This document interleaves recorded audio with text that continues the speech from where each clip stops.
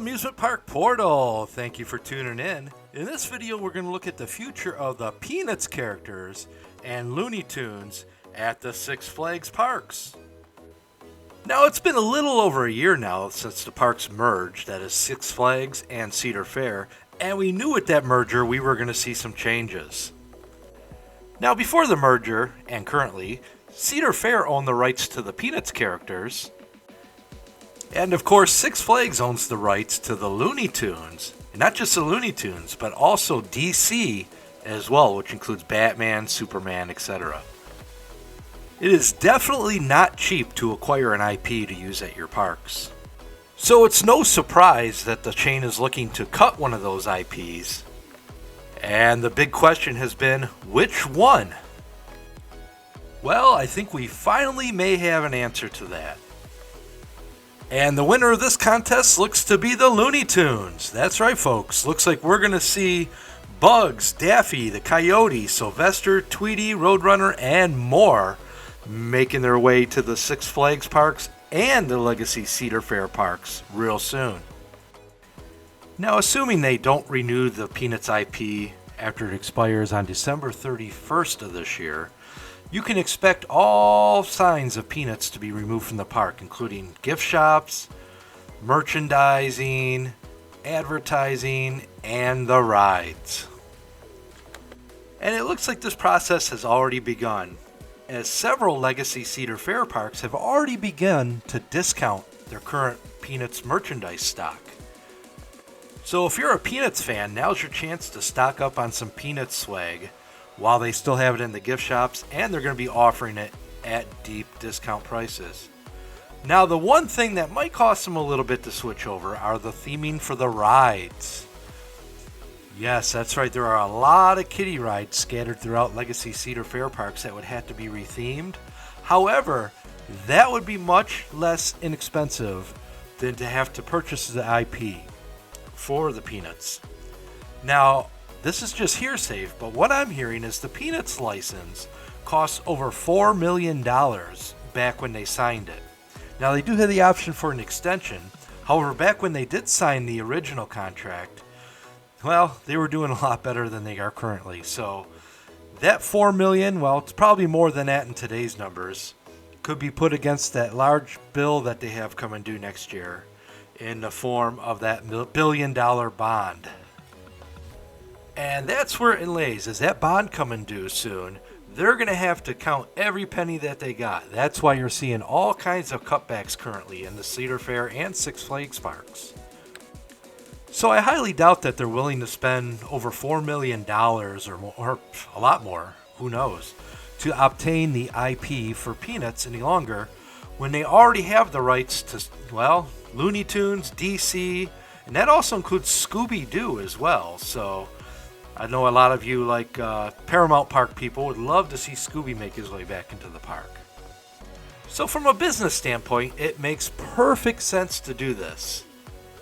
Rides could easily be rethemed, and they already have several times. You remember it used to be Hanna-Barbera, and then the Nickelodeon characters made their way to the former Paramount parks, and they rethemed that over the off-season.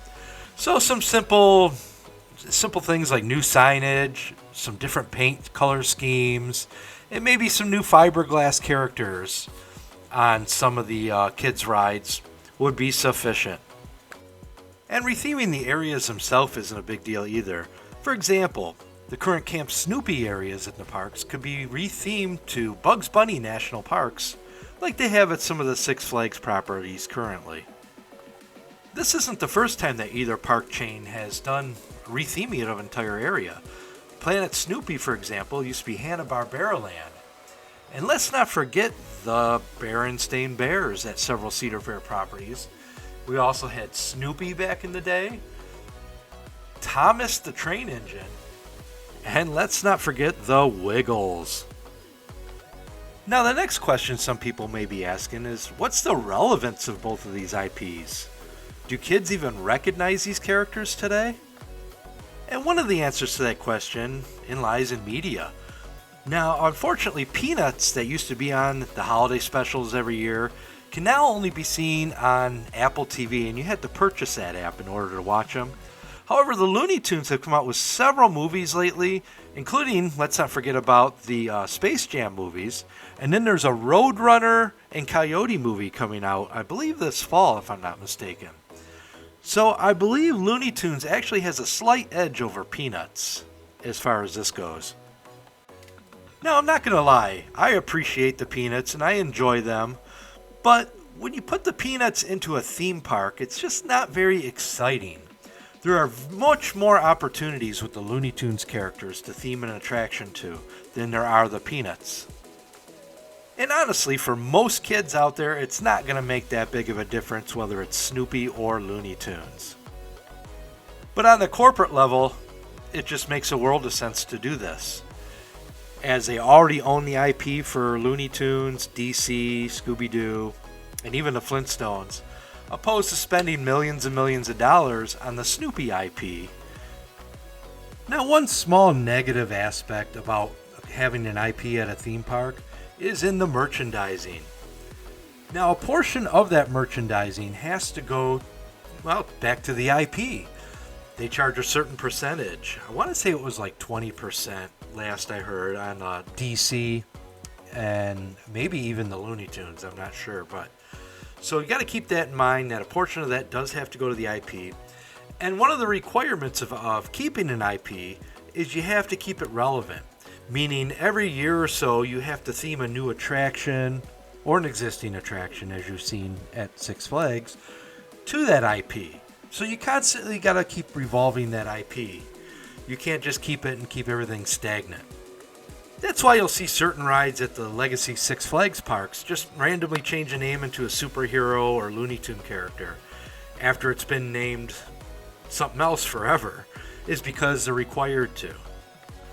So while right away you may not see at Legacy Six Flags parks, or I keep saying Six Flags, Legacy Cedar Fair parks, you may not see Superman rides or Batman rides pop up right away. You may in the future. Because like I said, they got to keep it relevant and they got to keep the IP fresh.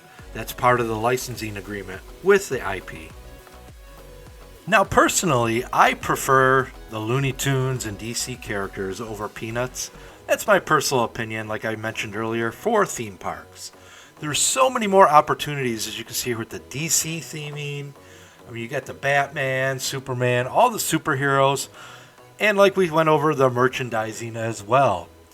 And let's not forget all the character meet and greets.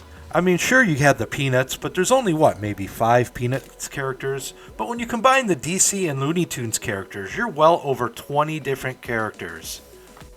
And that also leaves a lot of opportunities with ride theming and merchandising as well.